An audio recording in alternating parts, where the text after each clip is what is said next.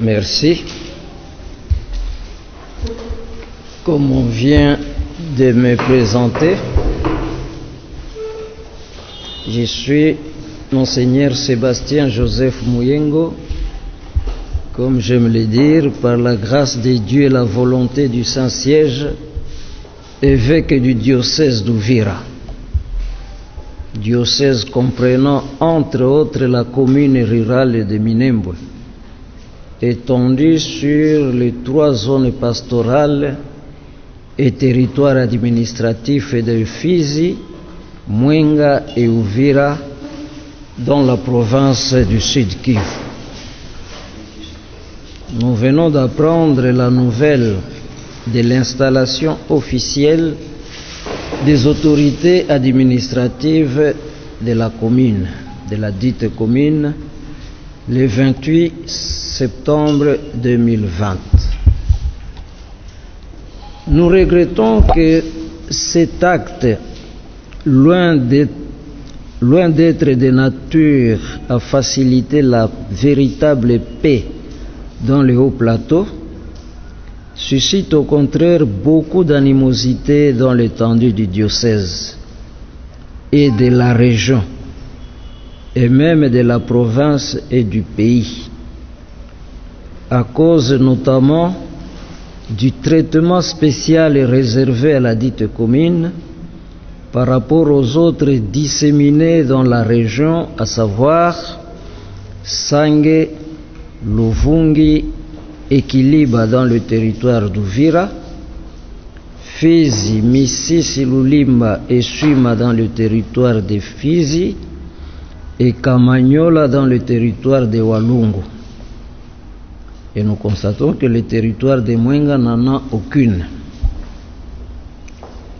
Alors que la plupart des communes rurales sont érigées au sein d'un territoire, la nouvelle commune de Minembwe s'étend sur les 3 territoires administratifs et zones pastorales, en intégrant une bonne partie de la réserve naturelle du Tombwe, à cheval sur Fizi et Mwenga, et une bonne partie de la chefferie de Bavira vers Bijombo, Kagogo, Kishembwe, etc.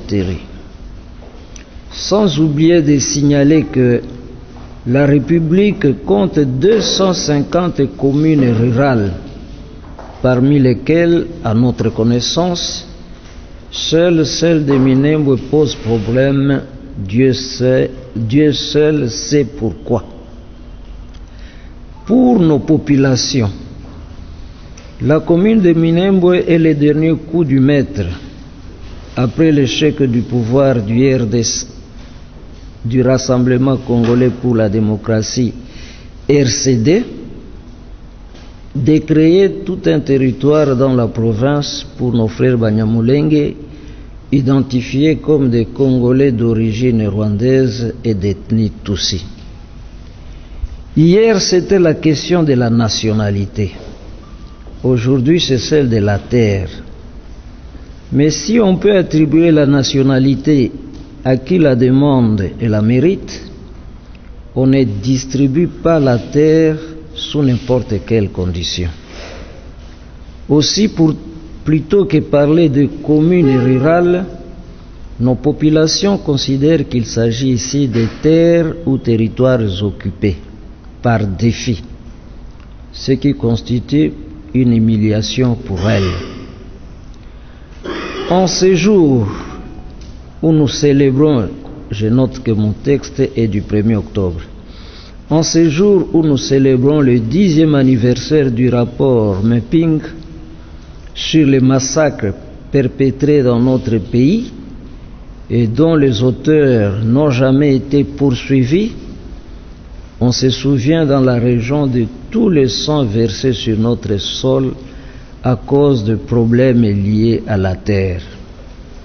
Les massacres d'un prêtre, des séminaristes, religieuses et laïcs à Kasika, les femmes enterrées vivantes à Mwenga, les massacres de Makobola, Katogota, Kavumu et j'en passe.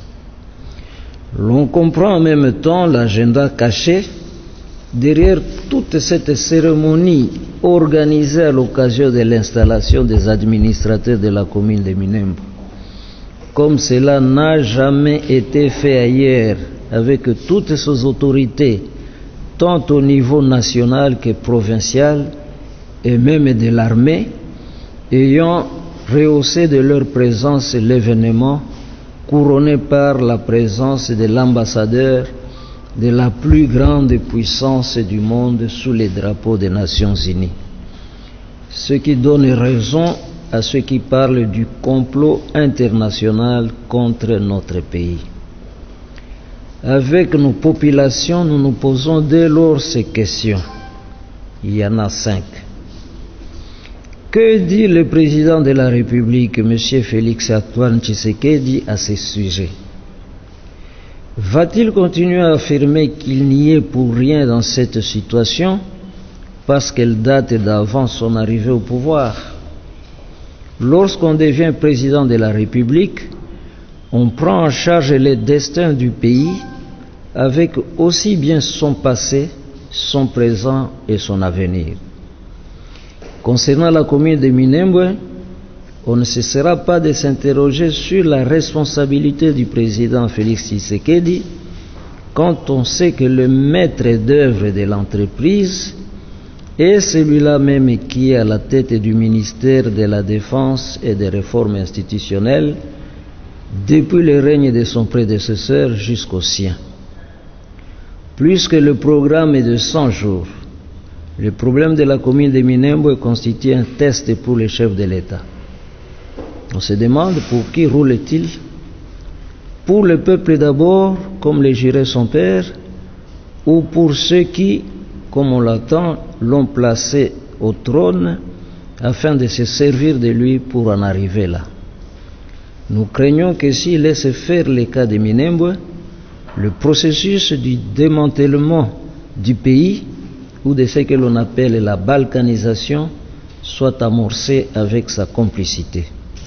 Ce qui en droit constitutionnel constitue une haute trahison.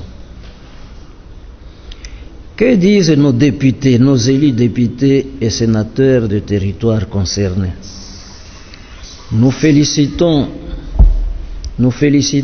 ceux qui se sont déjà prononcés à ce sujet.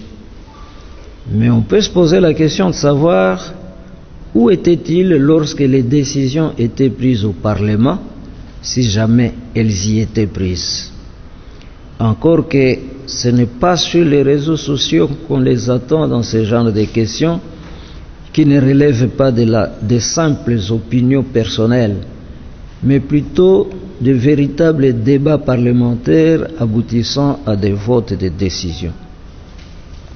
En tout cas, dans la persistance de la situation, seule leur démission prouvera qu'ils ne sont pas complices dans cette vaste trahison de notre pays et de son peuple.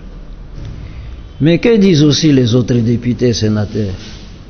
Ont-ils choisi de sacrifier l'intégrité du territoire en vue de sauvegarder leur pouvoir en montant dans les trains des vainqueurs? Chez nous en Afrique, et particulièrement en République démocratique du Congo, la terre étant sacrée et ses propriétaires étant les chefs coutumiers, au-delà de la loi Bakajik attribuant à l'État le pouvoir de la gérer, ont-ils été consultés concernant le morcellement de ces territoires?